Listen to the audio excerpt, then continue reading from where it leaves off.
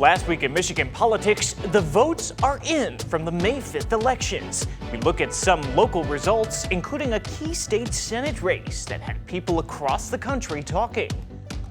Plus, firefighters from across Michigan meet on the lake shore with a warning, how they want short staffing addressed at the Capitol. And 13 on your side is sitting down with candidates as we get into election season. What one of those running for U.S. Senate told us about his bid for this all-important seat. I'm Josh Alburtus, and this is your 13 on your side rundown.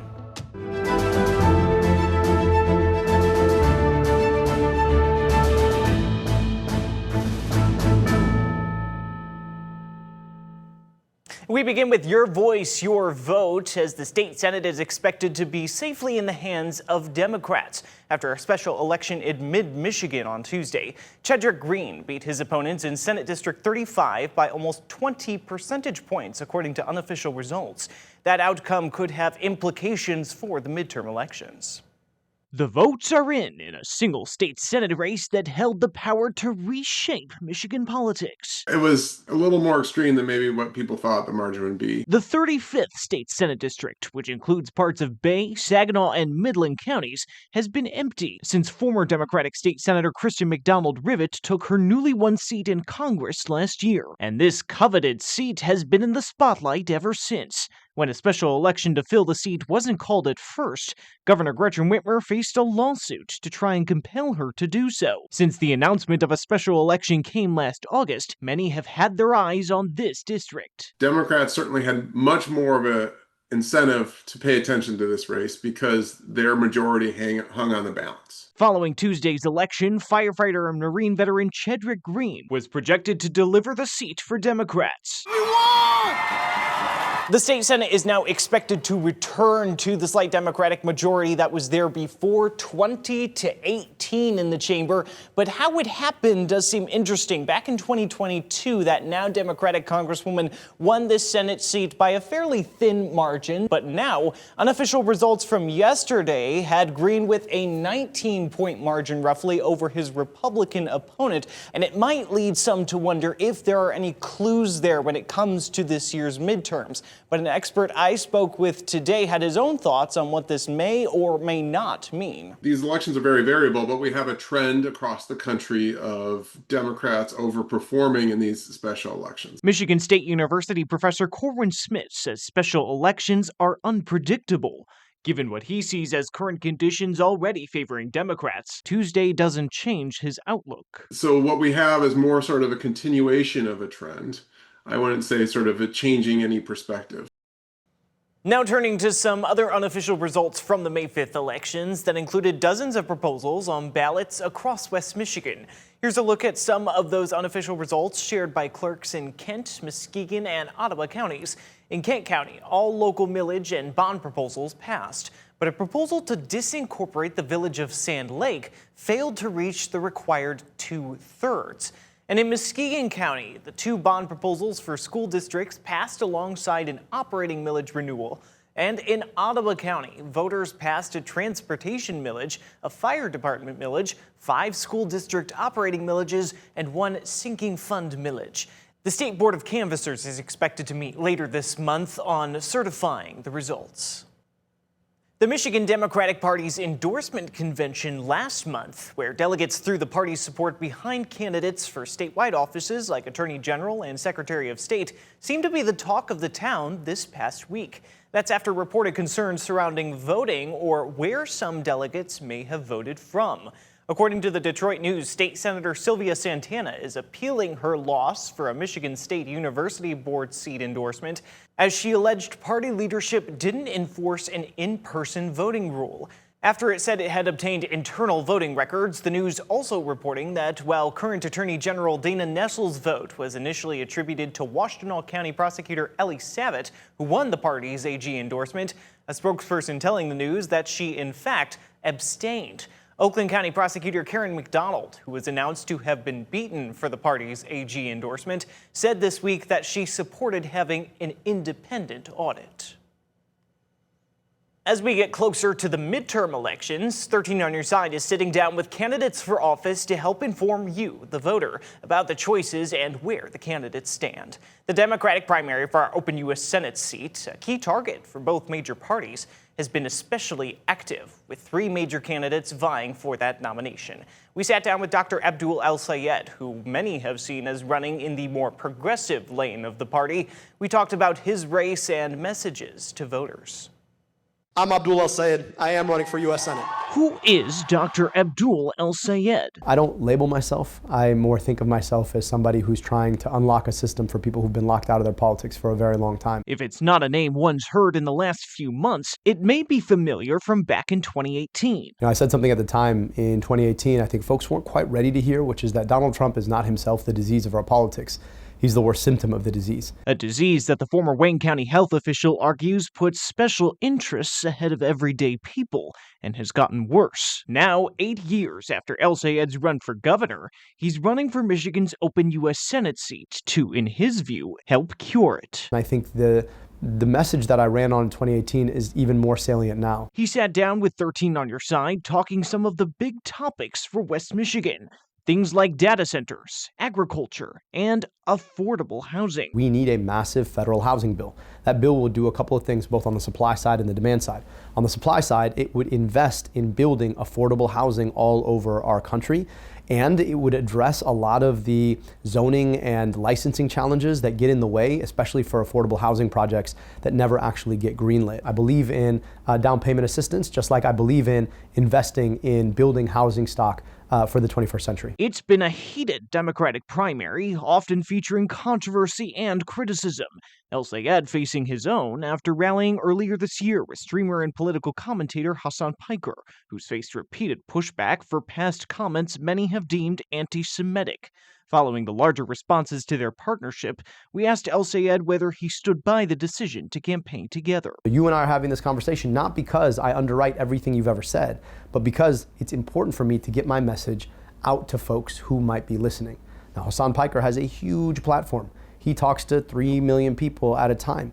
Those folks, many of them feel locked out of our politics, and they don't see a pathway forward back into politics. So yeah, I'm gonna have a conversation with anyone and everyone who I can to get them access back into our politics and show them a pathway that is consistent with their beliefs about what we can do to actually change our public policy for the better. As you heard, there are a lot more to that conversation, and we have more on our website, 13onyourside.com, as we also continue talking with more candidates as we get closer to Election Day. And former U.S. Senator Debbie Stabenow has endorsed Congresswoman Haley Stevens in the U.S. Senate race. The election will fill the seat of Democrat Gary Peters, who is not running for another term.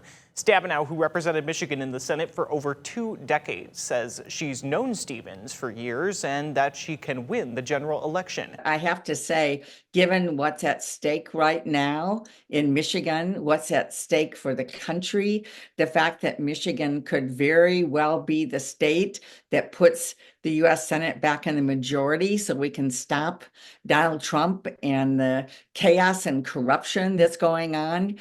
It's just too important for me to sit out. The Michigan Professional Firefighters Union is endorsing in the race for governor for independent Mike Duggan. The statewide organization is made up of 8,000 active and retired firefighters and emergency medical workers. In a statement earlier this year, the union president said Duggan has strongly supported firefighters and all first responders as mayor of Detroit and throughout his career. Senator Alyssa Slotkin visited West Michigan this past week, making a stop at Sun Chemical in Muskegon. She spoke about a bipartisan bill of hers currently in the Senate, but also she spoke about the war in Iran and the high gas prices coming out of the conflict. 13 on Your Side's Jordan Hatfield has more. 6 small Iranian boats were sank by the U.S. earlier on Monday, allegedly in response to Iran's military launching drones and missiles at U.S. ships. Michigan Senator Alyssa Slotkin says the situation in the Strait of Hormuz is still volatile. It's kind of a powder keg, that area. When nothing gets through, it drives costs up across the global economy. Slotkin visiting Sun Chemical in Muskegon, touting her bipartisan Paving the Way for American Industry Act. If passed, it would give priority to American-made goods over certain foreign-made products, as tariffs make imports more expensive. tariffs have come on and then come off. And there's been just a lot of volatility in the environment. And these companies now have the cost of fuel added on to that volatility. Those fuel costs also hitting Michiganders hard. I don't think there's a single person or company in Michigan or in the country that's not watching the price of gas right now and just sort of gasping when they pass by the gas station, when they fill up. Slotkin, a former CIA officer stationed in the Middle East, critical of the Trump administration's efforts in Iran. There is such a thing as strategic geography. So the administration should be as hard as they can trying to get into a room to negotiate an end to this, because and I think the Iranians have shown that just sort of bombing them repeatedly doesn't do the trick. The White House still claims they're looking to negotiate with Iran. They want to make a deal. They're decimated. They're having a hard time figuring out who their leader is. When you kill the majority of leaders in the country, it's hard to figure out who to negotiate with and who to deal with, and they're living with that. A legal battle over legislation in limbo heads to the Michigan Supreme Court. Coming up, we'll look at why 9 bills are stuck and why current House leaders argue it's not their job to finish old business.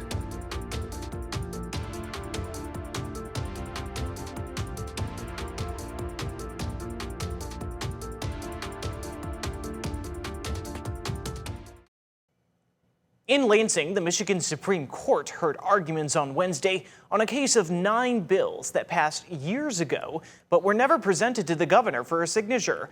The new House of Representatives sworn in last year is refusing to do so. Essentially, those suing argue that after bills are passed, presenting them to the governor is procedural and needs to be done. But the now Republican-led House argues that presenting bills from a past 2-year session is not their job. Lansing's Democratic trifecta may be years in the rear view now, but its business is not. On Wednesday, the Michigan Supreme Court hearing a case in which one of the state's 2 legislative chambers is suing the other. This is not a case where we're just blatantly violating the Constitution. At the center, 9 bills from the 2023-2024 legislature involving issues like insurance and medical benefits that are still up in the air. The remedy would have been for the 102nd legislature to present its own bills. It didn't, and so that's that. After a new 103rd legislature began in 2025, with Republicans now in control of the state House, that House hasn't presented the bills to the governor for her to sign into law. Our position is, at the end of a 2-year legislature, everything on that legislature's desk is wiped clean. So the Democratic-controlled state Senate sued. What the Senate and the appellees are here and have been in the courts trying to do is to find a remedy for this unconstitutional conduct. The House's attorney telling the justices that this would open what he called a big can of worms, and that the court should leave legislative processes to the legislature. Nothing in the Constitution says when a bill must be presented. That's all left to the legislature through the legislature's rules, and it's always been left to the legislature. The plaintiffs essentially argue it's a duty. Until this House, no House attempted to act in this way. They fear what they see as big consequences for the state's future should the House not be ordered to present them. A single legislative leader can simply refuse to send to the governor any passed bill, even bills passed by overwhelming majorities. A majority of the 103rd legislature has not voted in favor of these bills, has not acted on these bills, has not done anything with these bills. So if anything, forcing this new legislature to present these bills is what's anti-majoritarian here. A Court of Appeals panel had ruled that a lower court needed to order the House to present the bills. The Supreme Court will now decide what happens next. And last week, firefighters from all over the state met in Muskegon for the biannual Michigan Professional Firefighters Union Conference. They're looking for ways to improve work conditions. 13 on your side's Lauren Baker was there and has more on their biggest concern. No matter the call, firefighters risk their lives every day to save others. But what happens when the job itself becomes a risk? That's been an issue that's been going on for a few years. That's what firefighters addressed during the Michigan Professional Firefighters Union biannual conference. MPFFU Local 370 President Michael Hubertson says the biggest concern is short staffing. Fire departments in the state of Michigan tend to staff their engines and trucks with 2 or fewer firefighters. The national standard is 4. If you go to our neighbors just to the south in Indiana, Illinois, and Ohio, it's almost exclusively 4 men per firefighter or per fire engine and truck. He says the difficulty behind this issue is that municipalities are not required to sit down with departments and talk about staffing. They can simply ignore the issue. We're having to find ways to address staffing, and as you can see by the number differentials, we haven't been particularly successful until it's legally required. Which is why they are not only pushing for changes at the Capitol. The legislation that's on the table that we're pushing for would simply turn minimum staffing levels to a mandatory subject of bargaining, meaning that the employer can't ignore the conversation. And a Michigan businesswoman and Democratic donor is facing 16 felony charges for allegedly stealing from a $20 million state grant. Attorney General Dana Nessel says Faye Baydoun used the public funds for personal gain, including home decor, patio supplies, and even a $500,000 annual salary. Nessel claims the grant was awarded through a system of political cronyism with almost no oversight. Grand Rapids city leaders are struggling to fill an empty First Ward commissioner spot. Coming up, we look at the reason for the delay.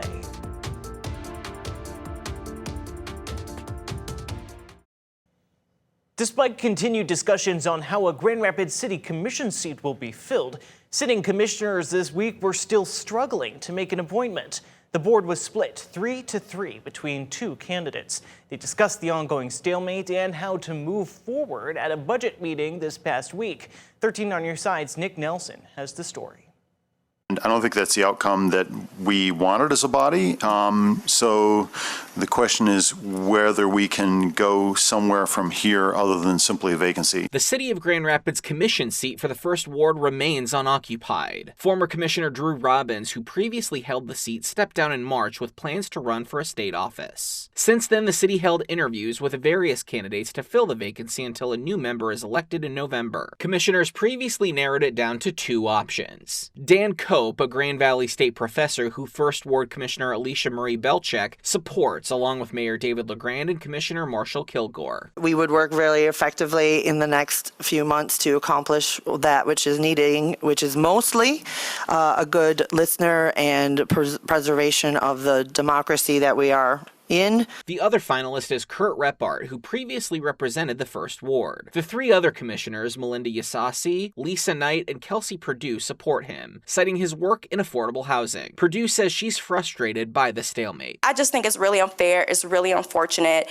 and I think it also speaks to this larger challenge that we're going to keep having, I think even more so on the local level, of attracting quality people to step up and serve. So with a 3-3 stalemate, what happens next? City Manager Mark Washington says it's possible to keep the seat open until the election is held 6 months from now. But LeGrand and other commissioners say they want it filled sooner. If we are remaining, as it sounds to me, in a 3-3 position, then I think something has to change for us to reconvene this conversation. Another candidate, Lindsay Perez-Plesher, was interviewed by the commission. However, several commissioners indicated that since she's running for the seat, they'd rather not appoint her as a way of swaying the election. The city of Muskegon is hoping to address the ongoing nationwide housing crisis by putting federal grant dollars to use.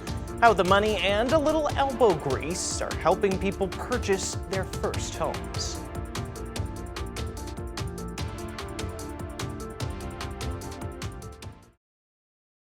As more apartments and homes pop up all over Muskegon, city leaders hope a program will help more people become homeowners.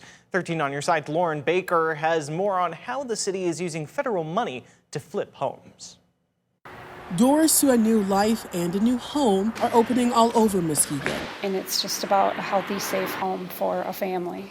The city is purchasing vacant homes, rehabbing them, and selling them to people trying to become first-time home buyers. Grants Program Coordinator Rhonda Klein says the city uses federal dollars to make this happen with an ideal client in mind. Ideally, it's going to be someone, who hasn't been able to purchase a house, and maybe without this program wouldn't be able to purchase a house. These homeowners earn at or below 80% of the median income and usually end up buying a brand new home through this program between $180,000 and $190,000. It's someone who, they have an income, work hard, have a good income, but maybe it's just not enough to own a home. The program usually spends more money than it usually makes back when a house is sold, but making money is not the point.